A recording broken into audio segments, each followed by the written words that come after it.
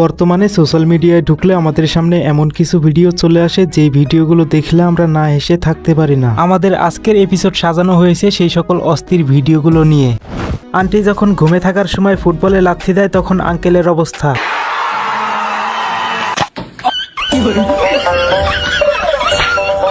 পাশের বাড়িতে ঝগড়া লাগলে সেটা দেখতে যাওয়ার পর আমাদের অবস্থা যেমন হয়।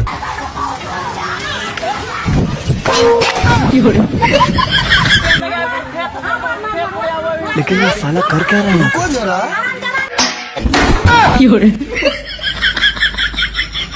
এই লোকটা তো তার পাশে থাকা ডাকমাতাটা এইভাবেই কাজে লাগিয়ে দিল।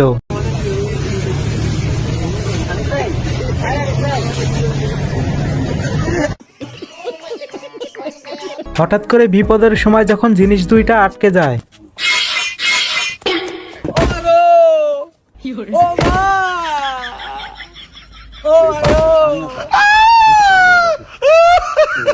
এই লোকটা তো বাসর রাতেই পায়জামার ফিতায় গিট্টু লেগে গেছে।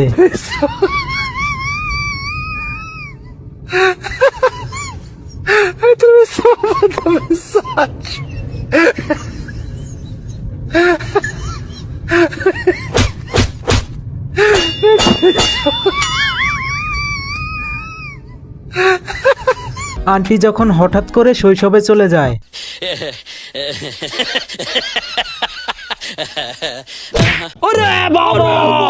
চিকন জামাই যখন মোটা বউয়ের পিছনে শুয়ে থাকে তখন তার অবস্থা যেমন হয়।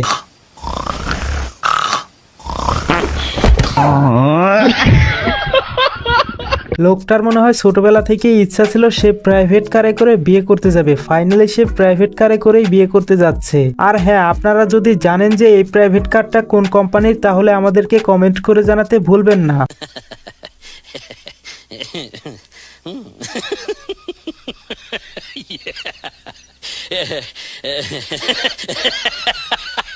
এইখানে মসজিদের জিলাপি চোরদেরকে ধরা হচ্ছে।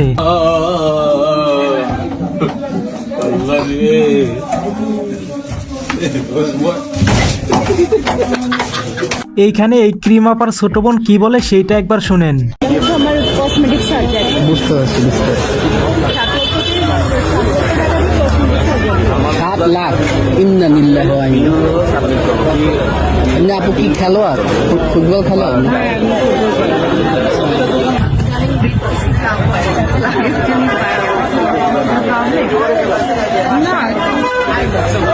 কোনো অনুষ্ঠানে ছোট ভাই যখন বড় ভাইয়ের সাথে মজা করতে যায়,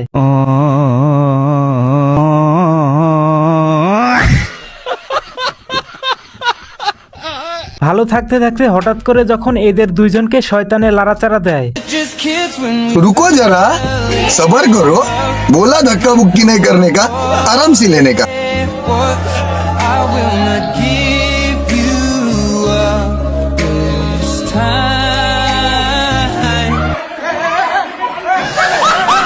চায়ের দোকানের বিজ্ঞানী যখন ম্যাজিক দেখাতে যায় তখন তার অবস্থাটা যেমন হয়।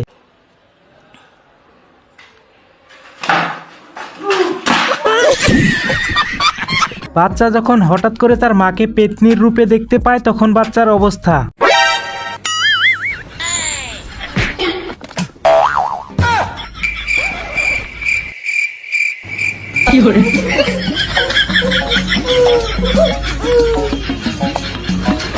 বাসর ঘরে গিয়ে বউয়ের ঘুমটা তুলে যদি দেখেন আপনার বউয়ের এই অবস্থা তাহলে আপনি কি করবেন? আসসালামু আলাইকুম ওয়া রাহমাতুল্লাহি ওয়া বারাকাতুহু। ভাই, এই মেয়ের কথা শুনে হাসবো নাকি কাঁদবো আমি সেটাই বুঝতে পারতেছি না।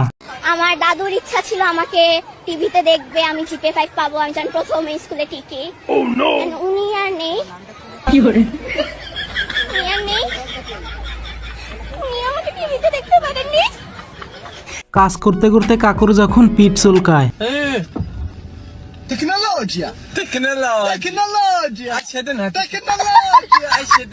বিপদ যখন আসে তখন চারপাশ থেকেই আসে।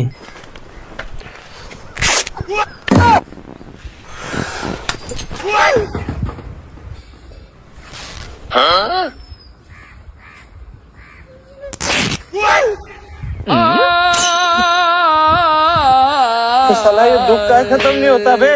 বন্ধু যখন রান্নাঘরে খাবার চুরি করে খেতে যায়,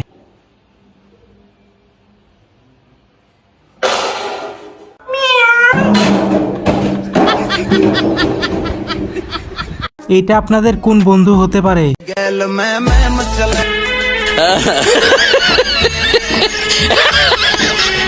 স্কুলে পড়ানো স্যার যখন অনেকদিন পর ছাত্রর হাতে কট খায়।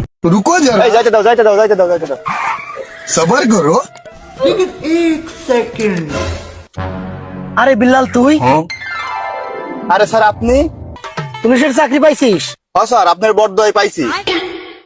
আচ্ছা থাক যাই। আরে স্যার যাবেন মানে? আপনার নামে তো কেস হয়েছে। কিভাবে কেস হলো? হেলমেট আছে, গাড়ির কাগজপাতি আছে, সব আছে। স্যার আপনার সবই ঠিক আছে, এই চুল বড়ার জন্য আপনার নামে কেস হয়েছে। চুলির হাতে গাড়ির সম্পর্ক কি? স্যার তাহলে পড়ার সাথে চুলের সম্পর্ক কি ছিল? এটাই মনে হয় মেয়েদের মেকআপ বক্সের পাওয়ার।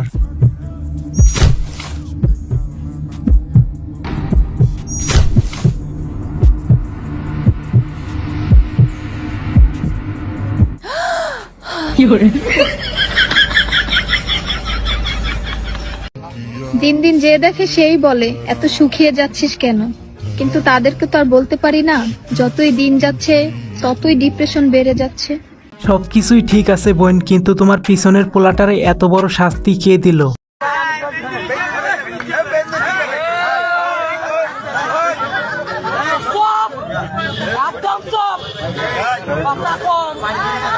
এই ভিডিওটা দেখার পর এলাকার বড় ভাইদের বর্তমান অবস্থা ঠিক এই রকম।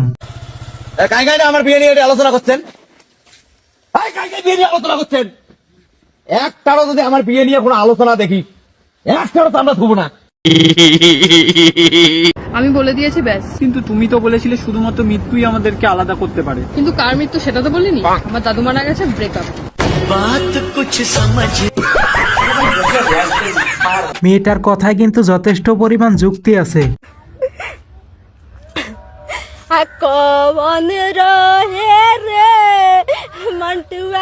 আমি বুঝলাম না ভাই, এত অল্প বয়সী সুন্দরী একটা মাইয়ারে কে ছেকা দিল? পাত্রী দেখতে গেছিল আমার জন্য। মেয়ের পরিবার জানে যে আমি বেকার, কোনো কাজ কাম করি না, সেখানে তারা না করে। বিপরীতে আমার দাদা প্রস্তাব রাখেন যে আমার নাতি তো বেকার, তাহলে আমার তো অনেক জায়গা সম্পত্তি টাকা পয়সা আছে, মেয়েকে আমার সাথে বিয়ে পড়াই দেন। ওইখানে আমাকে বাদ দিয়ে আমার দাদার সাথে বিয়ে পড়াই দিছে।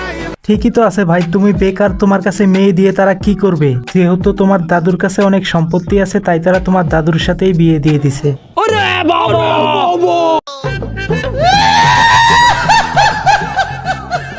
रुको जरा सबर करो।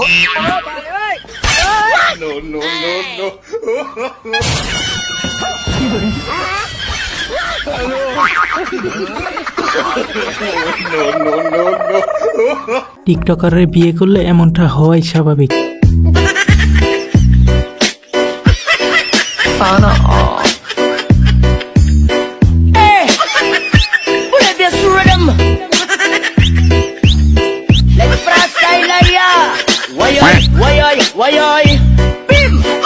যাই হোক, ওনার নাচটা কিন্তু অনেক ভালো ছিল, পাশাপাশি এই আন্টির নাচটাও কিন্তু অনেক ভালো।